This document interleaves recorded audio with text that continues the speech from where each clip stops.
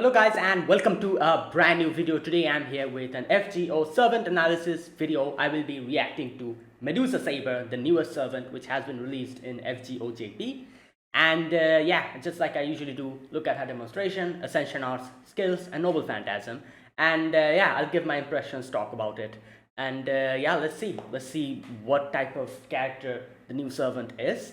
Obviously, like everyone is pretty much a lot accustomed, knows about Medusa in FGO. However, I'm interested in seeing her Saber variant, so let's see what this is about. We already got a sneak peek in, I think, like Ordeal Call, but here we are basically getting this as a character. So yeah, let's begin then. All right, so as usually like usual, I'm going to put in the videos that I'm be reacting to in this reaction video in the description box if you want to check the original video out. And yeah, let us get started then. So first, Medusa Saber 7 demonstration. Let's see. Here we go.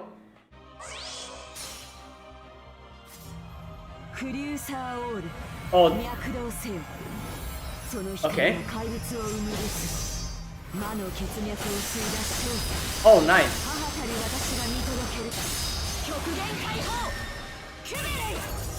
Oh, I love this part when she just literally obliterates the enemy.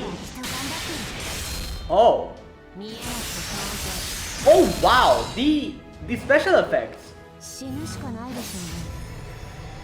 Okay, that's cool. All right. Wow, 60 crit stars. That's actually all right. I love how she has her hat and her sunglasses, and while using the noble phantasm, she like changes. And she has like a little dagger knife kind of. Yeah, this one's my favorite, this animation. And the extra attack is also very cool.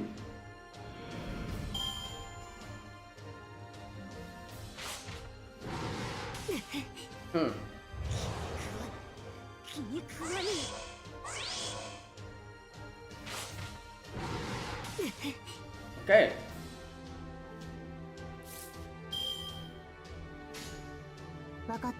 Alright, so she's a quick servant, yeah. Oh wow! Okay.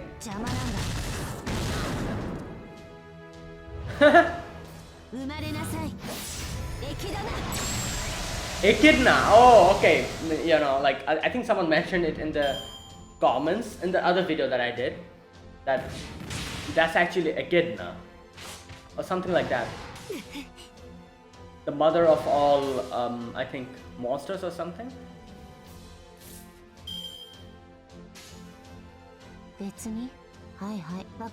Alright. Oh wow, that was nice. Okay. Alright, 2 of the animations are my favorite for now.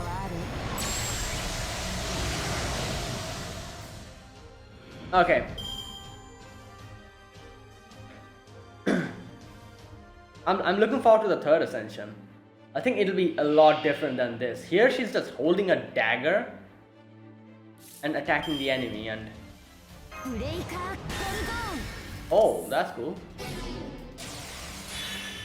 Alright, she stuns characters. Makes sense. Medusa. Invincible defense. Okay. Sorry. Debuff immunity.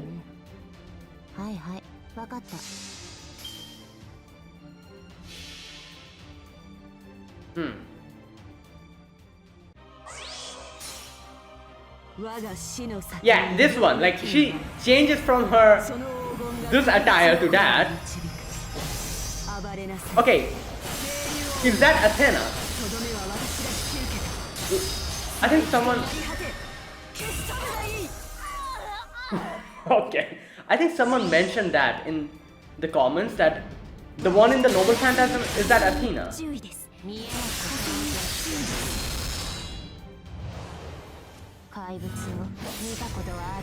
This is Echidna. Okay. 注意です。破損に注意です。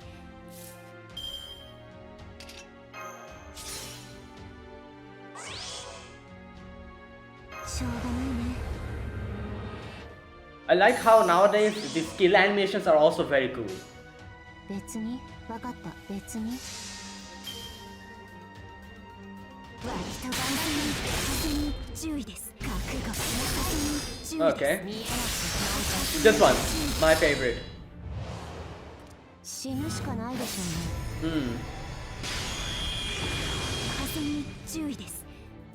Yeah, she. 荒れなくては。Oh wait, what? She has a lot of crit generation.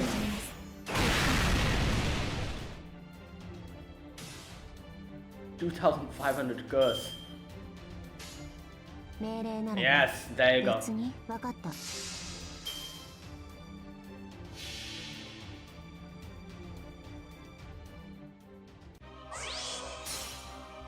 我が死の先に異形の剣あり。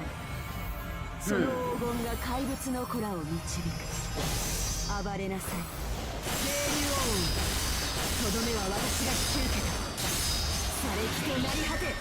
消し去ればいい。乱暴な扱い。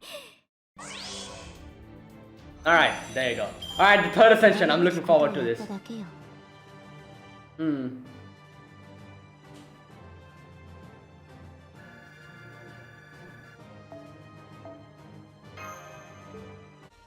Alright, here we go. Okay, she has the shield, the... 剣持ちで怪物の父たる者にそうは神を呪う我らを継承する光我が魔眼にて何と祝福するクリューサーオール Alright. Okay, let's see. Oh, that's Cerberus. Cerberus. こうしてあげます Oh! Okay, that was cool. スキュラの餌になりなさい Wow. Alright. Looks good.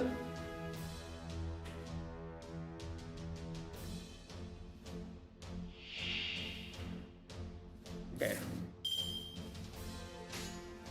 いいでしょう従いますいいでしょう Alright.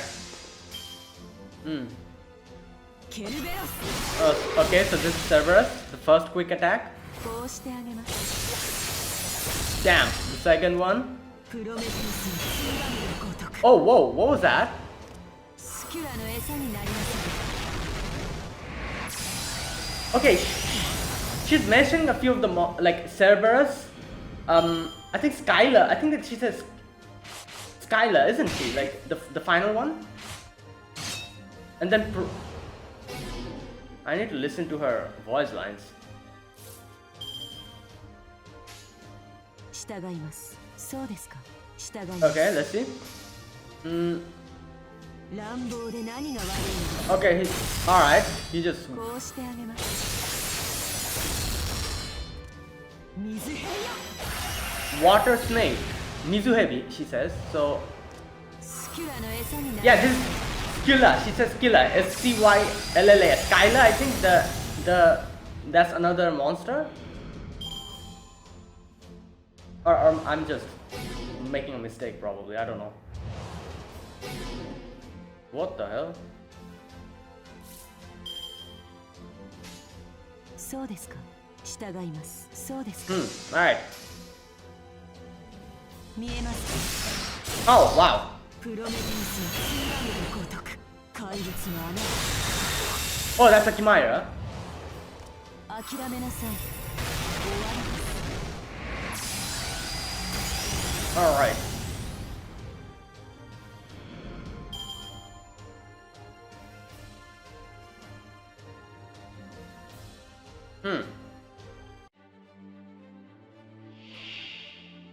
Oh, wow.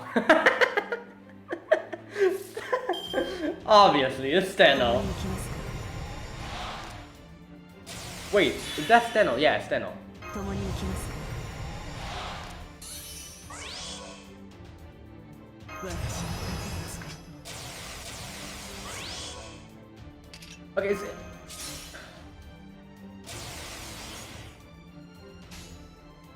物の進化を従います。いいでしょう。Okay. Medusa vs. Tenno.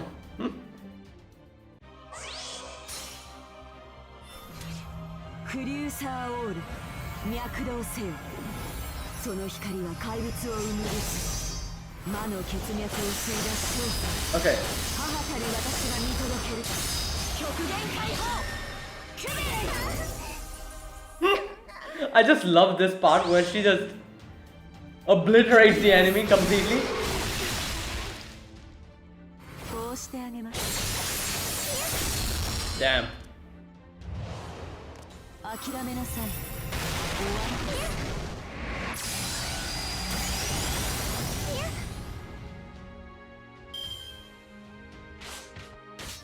Oh yeah, she has invincible.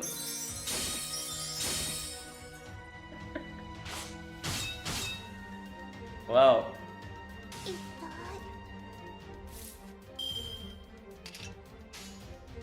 従います。いいでしょう。そうですか。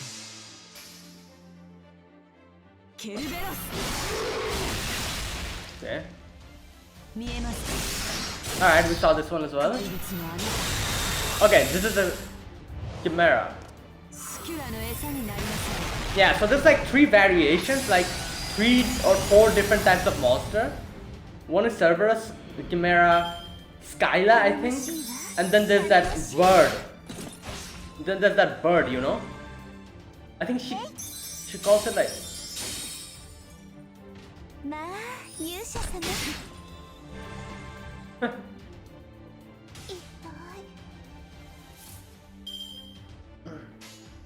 出番ですよ。そうですか。従います。 Alright, here we go. Okay, I'm interested in seeing what she's going to say, like, you know, her summoning lines and her ascension lines. I feel like she's going to probably comment on her, on Echidna and maybe Athena or something.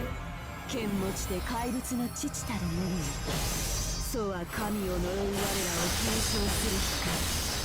我が魔眼にて汝を祝福する。クリューサーオール。 And there you go. Big sister wins. No, younger sister. I forgot. I always forget that Medusa's the younger sister. Okay.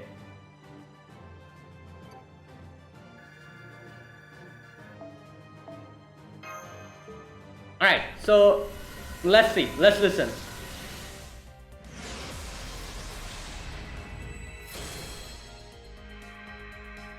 Right, here we are.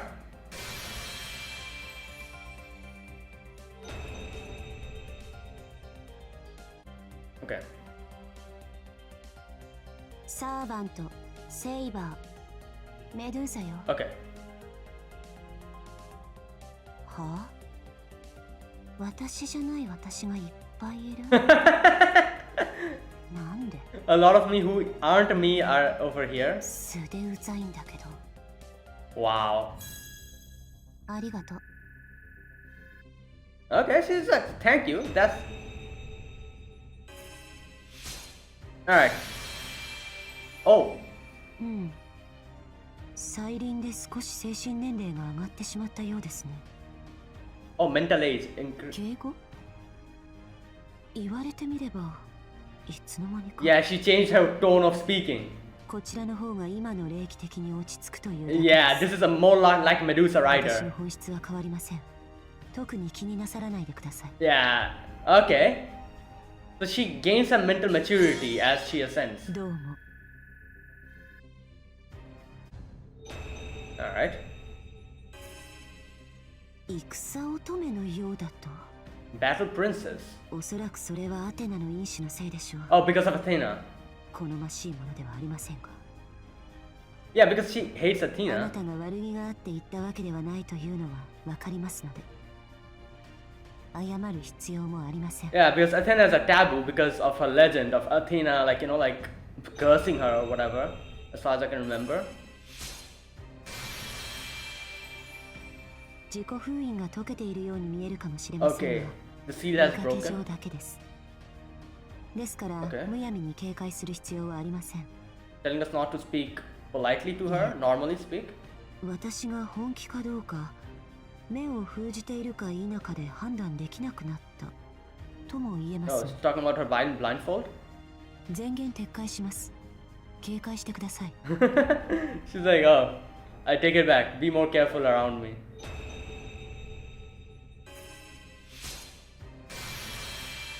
Oh wow, this is a gorgeous art. 見えますか Can こ you... の輝ける怪物たちの姿が Oh. いかに綺麗に見えたとしてもこれらは人の血肉を食らう魔ですそしてその極地がここにいる黄金剣を持つ怪物ですから興味を持って近づくのは勝手ですが Okay. 覚悟はしておくべきでしょ Alright, so she's talking about her monsters. その怪物がたとえ女神のように涼しい顔をしていたとしても Okay. 心の中では食べてしまいたいという欲を Hmm. 必死に我慢しているのかもしれないのですから Alright. Okay, so she's telling that even though these monsters...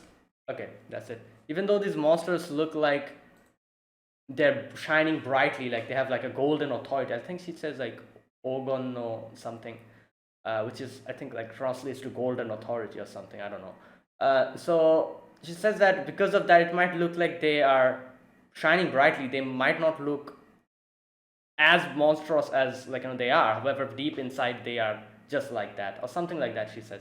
So she's telling us to be more careful.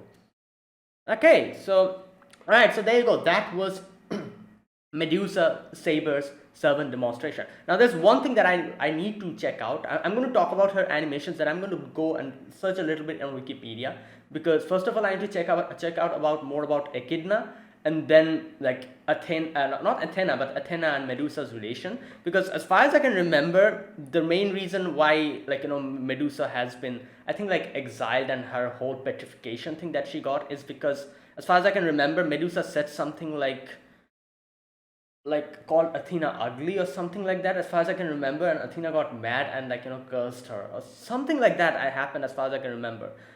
And yeah, that is why she has like a like a weird relationship with Athena. And I need to go and check all of that. Like, I don't remember properly. Anyways, let's talk about the animation first, then I'm going to do that. So first of all, the first Ascension and the second Ascension, the first Ascension mostly, as we saw here, she's mostly using her little dagger, and her, like just using that, and that is all. Nothing much. She's just going, like rolling on the ground and then attacking, going behind the enemy and attacking. There's one of them which was my most favorite animation in the first one, where she does like three things, kind of goes left, then right, and then goes up. That was beautiful, and one thing I really like about her animations is that it's quick. It's quick and very like smooth and very what can I say, the way they did the the sword slashes are very impressive. I really like that. And that is basically like her first Ascension animations. The only difference is that when she calls in Echidna, I think, in her extra attack, where I think Echidna comes up and shoots beams towards the enemy. Like that was the only one that is a little bit different in her first Ascension animation. And obviously you can see if you if you saw her Ascension Ascension voice lines, in first Ascension she's a lot more casual, and she has the that very casual way of talking. Like she has like her cap and her sunglasses and everything, and she's like the cool kid or something like that. And she's like, oh, like just very short, very concise, kind of have a her way of talking is more like the the informal way of talking, more like I think she talks a lot like a Yarus, the way they talk, the way they kind of talk, that thing is there. However, as soon as she goes to second Ascension, she's like, oh, you're asking me why I'm talking politely to you now? Oh, maybe I remembered something. My emotional state probably matured. And she completely becomes from that form to a more Rider Medusa type of speaking. How Rider Medusa is so polite in talking, the way she speaks very quietly, very softly, very politely.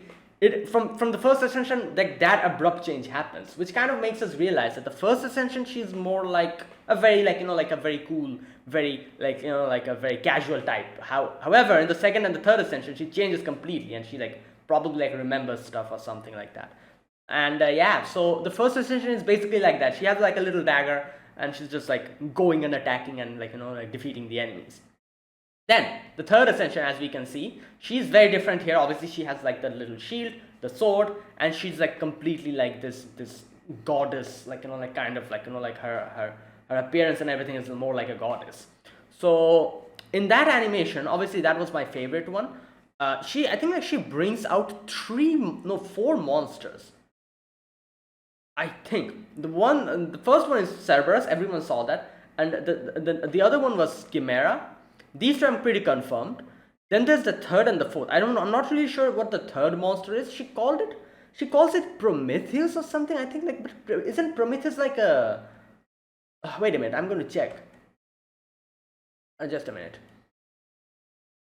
Let me see. Okay, here we go. I found it quickly. This part she attacks, and this part. Yeah, this one. She calls Prometheus, isn't? Or am I'm probably not listening correctly. Isn't Prometheus a titan? Like Prometheus, like no, not probably a titan, but like a, what was it? Like the one who found like like a fire or something. Let me check. Well, the one who discovered fire or something. Who is Prometheus? One of the oh yeah, there you go. I was correct. One of the titans, supreme trickster and the god of fire. Yeah. So isn't that like, is she really saying Prometheus, or maybe I'm not properly hearing it correct? Maybe she says something else, because that seems like a bird. So that is the one that I'm not exactly sure about. Then there's the other one, the final one, as you can see here. This is the extra attack. She says Scylla, so I'm guessing she's meaning Skylla, Scylla, which is another monster. Let me check. Skylla, yeah, Skylla. Mythology, let's check. Skylla, Greek mythology, Skylla is a legendary monster who lives in one side of the narrow channel of water, opposite to her counterpart Charybdis. Okay. Supernatural female character with 12 feet and 6 heads, long snaky necks, each head having a triple row of. Yeah, so I'm pretty sure the final one is Skylla. So the only one that I'm not really sure about is the one she calls, I think like Prometheus or something along that line, and it's like a bird. That's the only one that I'm not sure about what it is. Other than that, these are the four monsters that she brings out in her animations. I really like them. And there's like 2 or 3 animations which are completely different, where she actually goes and attacks the enemy using her sword and her shield. So yeah, and her noble phantasm, obviously you can see she kind of dons her battle armor, and then like there's like this something behind her back that comes out. Now that is what I'm wondering, what is that? I'm not exactly sure what that is. However, like, is that something related to Athena? Not exactly sure. However, either way, she like that thing comes in and attacks, and then she uses her mystic eyes and just completely obliterates the enemy. That part is my favorite, where she literally like looks at the enemy and they become particles completely with the sound effect that is accompanying it. That was the Noble Phantasm is really cool. So all in all, I'm very happy with her animations and everything. She looks extremely cool, and yeah. So there you go. That is her demonstration. Now I'm going to check out a few things. Like I said, Echidna. I'm pretty sure Greek mythology, I think, because someone mentioned this in the comments, and I kind of forgot what it was. All right. In Greek mythology, now obviously we've seen Echidna in Lost Belt, I think 5. Yeah, I think we saw Echidna in Lost Belt 5, and the whole battle with Cerberus also happened over there. So like, and I think like, yeah, there was like a whole part related to that. So I remember that. So okay, let me read. In Greek mythology, Echidna was a monster, half woman, half snake, who lived alone in a cave. She was the mate of a fearsome monster, Typhon. Oh, and was the mother of many and most of the famous monsters of Greek myth. There you go. Now, I have, like, someone mentioned in a comment that she has some kind of relation with Medusa, like a grandmother or something, or like a mother. So let me check that part. Let me check. Medusa. Alright, Echidna was born to a she who was probably meant by Hesiod to be a sea goddess, Ceto, making Echidna's likely father the sea god Phorcys. However, the she might instead refer to Oceanid Callirhoe, which would make Medusa's offspring Cheirosaur, the father of Echidna. What? Medusa's offspring, father of Echidna. Oh wait, Medusa's offspring. Yeah, Medusa is her grandmother then. Am I correct? Okay, wait. The mythographer Philocus of Athens has Echidna as the daughter of Phorcys without naming a mother. Wait, is there something else? Wait a minute, let me check. Alright, here we go. Hyginus, in his list of offspring of Echidna, all by Typhon, retains from the above Cerberus, the Chimera, okay, there you go, the Sphinx, the Hydra, and Ladon. Okay, so yeah, I remember, like, you know, I forgot to mention one. There's not 4, but 5, I think. There was another monster that she brings out, which she calls, like, the snake, the water snake or something, like, you know, something like that, she says.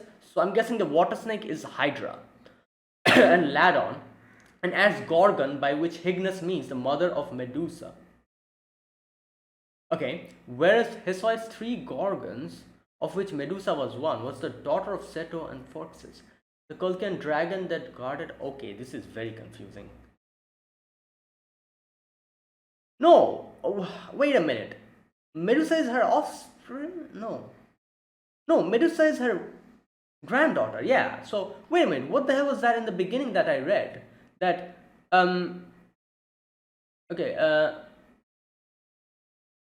which would make Medusa's offspring Chrysaor the father of Echidna. Like, that would mean that Medusa is her grandmother, isn't it? But here later on it is mentioned that Gorgon, that is mother of Medusa, is one of her offspring. So that would make her the grandmother. So what's going on? There's one section where they're referring to Medusa as her grandmother, and then there's like another part where there's mentioning like her as Medusa's grandmother. Yo, mythology is so all over the place. Oh my god. Okay, Hesiod and Apollos have 3 Gorgons, Steno, Uriel, and Medusa as the daughters of Ceto and Phorcys. Gorgon was the mother of. Okay, yeah. So, anyway, so yeah, either of it. I'm pretty sure. Like, I'm guessing like Echidna is the grandmother of Medusa. That would mean. Now, here's another thing I need to check here is Athena and Medusa. Like I said, I remember Athena's situation where Athena cursed Medusa, but I don't remember the details. All right. The snake-haired Medusa does not become widespread until the 1st century BC. The Roman author Ovid describes the mortal Medusa as a beautiful maiden seduced by Poseidon in the temple of Athena. Such a sacrilege attracted the goddess wrath, and she punished Medusa by turning her hair into snake. Oh wait, this is a little bit different. No, like okay, this might be another legend. I remember another legend where Medusa called her said something like, "Oh, I'm more beautiful than Athena" or something, and Athena got mad and cursed her or something like that. There's another legend as far as I can remember. Let me check. Medusa. I think I can find this in Medusa's Wikipedia article. Athena. Alright, Medusa was beheaded by Greek hero Perseus, who then used her head, which retained the ability to turn onlookers to stone as a weapon, until he gave it to goddess Athena and placed. Okay, no, not this. Where is the part about her curse?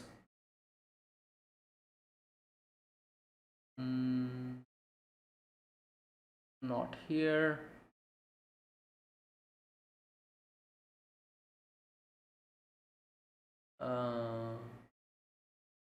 Okay, there's another part where they're talking about the whole Poseidon story again.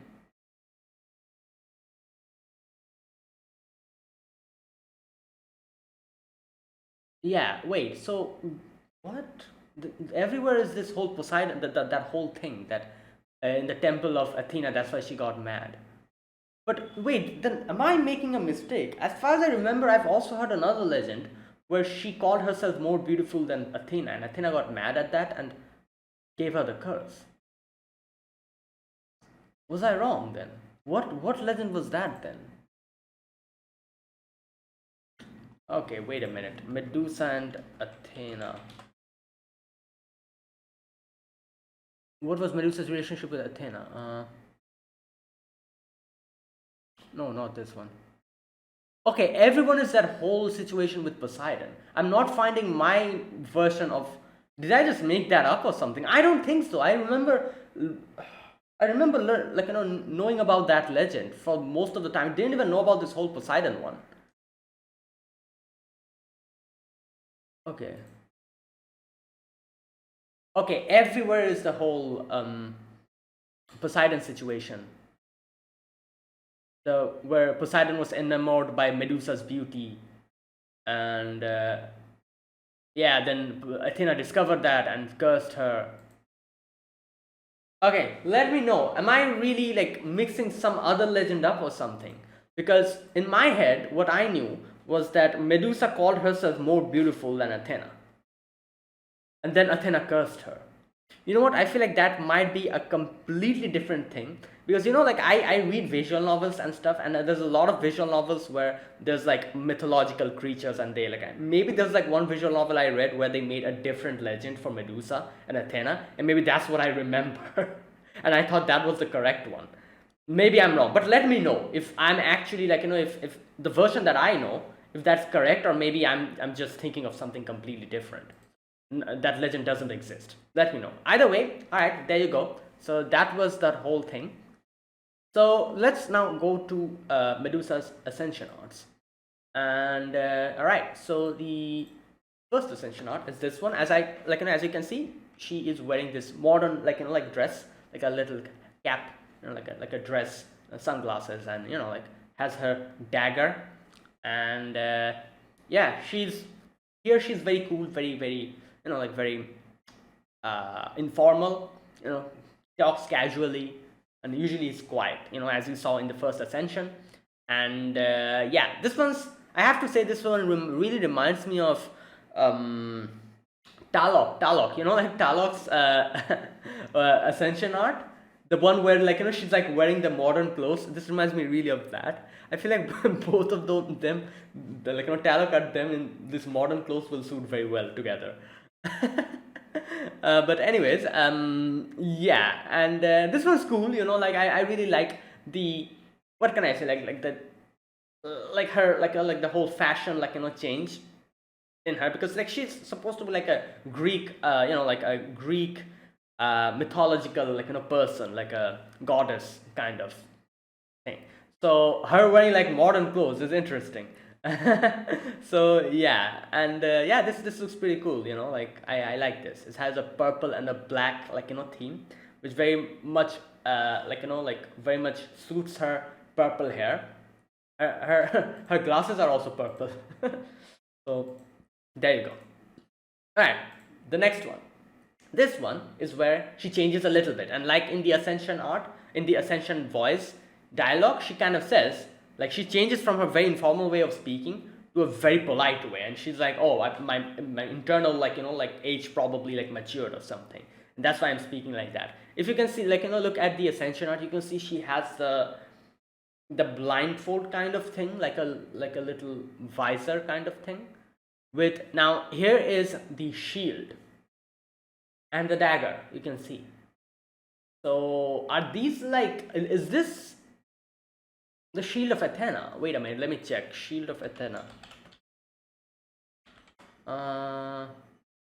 No, Athena's shield has Medusa's head on it, but that is after Perseus lopped off Medusa's head.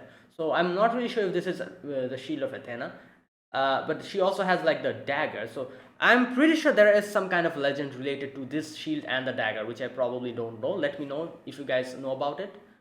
And yo, I just realized that's actually a big shield. I didn't. Okay, wait a minute. Yeah, oh my god, I didn't realize that. It's a transparent shield. You can see it, I thought the round part is only the shield. But no, there's like a upper part to it, like a transparent upper part and a lower part. which is pretty like easy to miss. So that's the shield is not that small round thing. It's actually a big one if you look at it properly. I just realized it now. It looks more like like those shields that like knights use, like like the big bulky ones, which they kind of stand like this in front of them, kind of like that, but it's transparent. So I just realized that now. I didn't realize that at the beginning. All right. And yeah, and she's just standing there, and I love her dress. Her dress is so, I guess you could say, so interesting. It's very unique, like the designs and everything. It's like a white and like white armor, white dress, and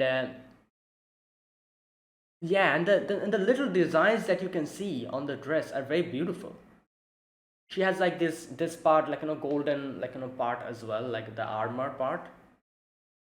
Yeah, this is very beautiful. Okay, that was the second ascension. And the third ascension is this one. As you can see here, her shield has changed. It has become this small round shield, unlike the first one, which one was actually a big one but transparent. And she has taken off her blindfold, and she has her dress is more or less the same, kind of. She has this like a, yeah, her dress is more or less the same. It's almost the same, a little bit different. However, her sword, her dagger has completely changed. She doesn't have a dagger anymore. She has this big, not big, but this like medium-sized sword, and her shield has also changed a lot. And I think she is wearing a cape, isn't she, at the back? Yeah, exactly. She's wearing a cape. The cape is also white, I'm guessing, and the back side of the cape is red. So another very beautiful ascension art. And yeah, like her ascension art is gorgeous. I really like her ascension arts. It's beautiful. Okay, and then the final ascension art is this one, and yeah, this is also so gorgeous. Just look at this. She's just, I don't know, like probably like summoning the monsters. You can see the monsters in her back. Like, I think that's Cerberus, yeah, and a few others are there as well. And you can see her cape, like her, yeah, this is very, very gorgeous. Just like like, yeah, it's very beautiful, this one. And yeah, that is the ascension arts. All right, let us look at her skills. So the first skill is called Breaker Gorgon Self Seal Dark Temple B. Okay, chance to petrify one enemy for one turn. All right, increases own critical damage for quick cards for 3 turns. All right, grants self on attack activate buff for 3 turns. Okay, inflicts curse with 500 damage for every 5 turns to enemy when attacking with quick cards. Oh, that is the on self attack buff. Okay. Note, petrify, similar to stun. Unlike stun, this effect ignores stun resistance. And stun success rate up on buffs. Okay, so this literally stuns you, like not stuns but petrifies you. Unlike stun, this effect ignores stun resistance. So even if you have stun resistance, this is going to hit. Okay, so alright, petrify chance at level 1 is 50%, while at level 10 it's 100%, while at the same time quick critical damage increase at level 1 30% and level 10 is 50%. So you're getting 50% increase in quick critical damage. Cooldown is 6. And yeah, so this is like the first skill. It stuns the enemy, not stuns, petrifies the enemy, increases quick card damage, and grants the on attack activated quick card activated buff, where inflicts curse with 500 damage for 5 turns to enemy when attacking with quick card. Okay, interesting. 500 damage for wait, so this is going to stay for 5 turns, this 500 damage? No. Oh no, the curse will persist for 500. Okay, I'm a bit confused at this part. Okay, will the curse persist for 5 turns, or will the on attack... No, wait, okay, it answers my question over here. On attack activate buff for 3 turns. That buff stays for 3 turns. However, the curse will stay for 5 turns. I see. So if you like are soloing someone using her, and you use this one, so every turn if you use like Wait, how many quick cards does she have? 3 quick cards, I think. Yeah. So if you use her quick cards every turn for 3 turns, so you'll be getting 9 hits for 3 turns, and 9 hits will actually, each hit will put on 500 curse damage. So if that stacks, you'll be getting 4500 damage, by the end as curse damage. I see. And I'm pretty sure you have a few characters which can increase the curse damage. I think Koyanskaya of Darkness can do that. I'm not exactly sure. It's been a while I've seen her skill kit. I've forgotten everything. But I'm sure there are characters who can increase the curse damage by using that disastrous curse, that buff or whatever. So if you use that on, like alongside her, I guess you can deal a lot of curse damage at the same time by using that. And not only that, it also increases your quick card critical damage. So that's also good. So you'll be dealing a lot of damage here. Alright, the second skill is called Demonic Blood Vessels.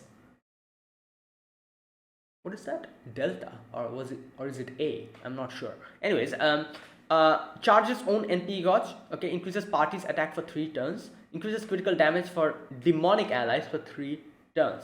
Alright, NP charge at level 1 is 30% and level 10 is 50%. Oh, you're getting like a direct 50% NP. Okay. Attack increase at level 1 10% and level 10 20%, and demonic critical damage at level 1 20% and level 10 30%. So again, lowest cooldown is 6. Alright, so this is more of a support skill because it increases your NP gauge, increases your party's attack, and like the critical damage it also increases. Alright, so this is more of a support skill. Now, the third skill is called Factor Predation War Goddess EX. Okay, grants self-invincibility for 3 attacks, 3 turns. Quite good. 3 attacks and 3 turns is going to persist. Grants self-debuff immunity 3 times, 3 turns. Okay. Increases on critical attack chance resistance for 3 turns. Oh, critical attack chance resistance. So you're not going to get hit by crit as quick as you usually would get. So crit chance resistance is at level 10 10% and level 10 30%. So 30% more less chance for you to get hit by a crit attack. I think that's what it translates to. And minimum cooldown is 6. All right. So again, this is protecting yourself kind of, like a support skill. It gives you invincibility for 3 attacks, which is quite good, and it persists for 3 turns. Debuff immunity as well for again 3 times. So yeah, quite a good skill. So her skill looks pretty decent, The second one gives you a little support skill to your party and yourself, increases your NP gauge. It's going to help you use a Noble Phantasm and maybe loop. The third one is it kind of saves you from enemy attacks and gives you debuff immunity, while the first one is literally for you to deal higher damage and higher crit damage with your crit cards, and also immobilizes one enemy, like petrifies them for 1 turn. Pretty good, yeah. Alright, passive skills, magic resistance A, gives its own debuff resistance by 20%. Alright, riding A increases on quick performance by 10%, and divinity D minus increases on damage by 120%. Alright, so the Noble Phantasm is called Chrysaor, Monstrous Golden Blade. Okay, deals damage to 1 enemy. Wait, it has 9 hits. Damn. 9 hits in her Noble Phantasm. Okay, deals damage to 1 enemy. Okay, 40% chance to petrify them. So every enemy, I'm guessing, for 1 turn. Oh no, never mind. 1 enemy only. She's a single target. Okay. Why is it written them? Anyways, oh, because okay, I see, like general neutral way of, okay. 40% chance to petrify them for 1 turn. Increases attack of allies with Earth attribute by 20% for 3 turns. There's a note here. Oh, it's a petrify note. Okay. Alright, so at level 1 NP damage is 1200% and level 5 is 2000%, while the overcharge effect increases your own quick performance for 1 turn, activates first, and at overcharge 100, quick increase is 10%, At 200 is 15%, at 300 20%, 400 25%, and at 500% overcharge she deals a 30% increase quick damage. Alright, so yeah, so I'm pretty sure you can loop her quite easily because she has so many hits in her Noble Phantasm. And if you pair her up with Skadi and like stuff, I'm pretty sure you can like deal a lot of damage. Not deal a lot of damage, sorry, you can easily loop her. And yeah, but the only thing that is probably going to, I guess, like she's a single target, so that will be a factor.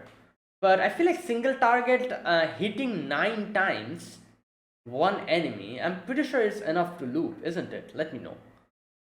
Yeah, hopefully. Not really sure, but I'm pretty sure you can loop her, even though she's a single target character. But either way, yeah, overall, I feel like she's a solid servant. Like she's not really like that good or like crazy good or something like that. She's pretty decent, and like a quick saver, and yeah, okay. I wouldn't call her like completely broken or something. She's a solid servant. I think so, at least. Like, let me know what you guys think, and yeah, maybe there is some way you can use her that I'm not understanding, and maybe she's better than I think. But my verdict will be that yeah, she's I would say like a little bit above average. Like that's what I would say. Yeah. So let me know if I'm correct or incorrect. But either way, that is it. That was Medusa Saber, and so like obviously the question that I answer all the time: will I be summoning her for NA when she comes out 2 years later?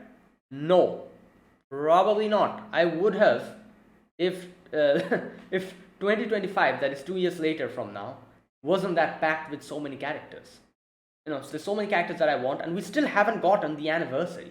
And we still haven't gotten, I don't know if they're going to have a summer event. If we have a summer event in JP as well, it'll be crazier. So with all of that, thinking about all of that, in no way can I afford to spend anything extra in 2025 other than the particular servants that I want. There's a lot of servants I want in 2025, and a few of them I feel like I might have to give up on. Like at the beginning of 2025, I thought I was going to get Kukulan. I still want to get her, and then there was Tiamat, and then there's Draco, and then there's Durga, and now I don't know what we're going to get in anniversary. Probably that character as well I would want. And then I don't know if we're going to have a summer event. If there's a summer event, then yeah, I also want to summon in the summer event. So that is not possible, impossible. Like this, there should be a limit.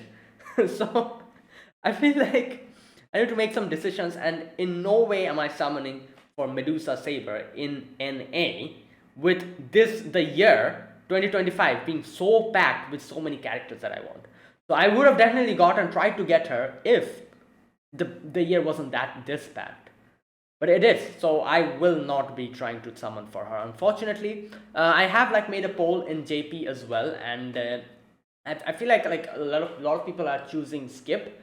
And my own opinion would be I would also want to skip her in JP as well. Because, like I said again, JP also I need to keep eyes on my SQ. You cannot really spend, and we have the anniversary coming in JP. So yeah, I feel like she's a very solid servant. Her Ascension arts and everything is gorgeous. I love her Ascension arts. It's so beautiful.